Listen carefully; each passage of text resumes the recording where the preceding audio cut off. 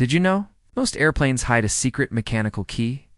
This key is typically stashed away behind a small, unassuming instrument panel right near the nose of the aircraft.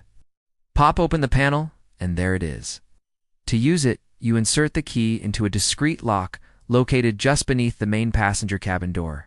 Give it a single turn, pull the handle, and the massive door swings open. This old-school spare key is usually in the possession of the flight crew or dedicated ground staff, but here's the kicker. It's almost never actually used. Because modern aviation has gone digital. The vast majority of airplanes today rely on sophisticated electronic locks or secure keypad systems.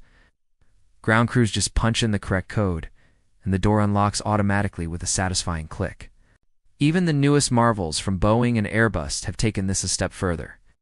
On these advanced models, the cabin doors themselves are equipped with emergency electronic keypads. This means that in a critical life-or-death situation, flight attendants can input a special, high-security code to bypass the main lock and gain immediate access, ensuring passenger safety.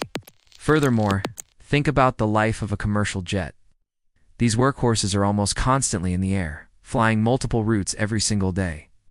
The passenger cabin is hardly ever left completely empty and locked down for long stretches. It's the rare, almost mythical occasion when this mechanical key sees the light of day is when an aircraft has been parked for an extended period, perhaps for maintenance or during a fleet-wide grounding.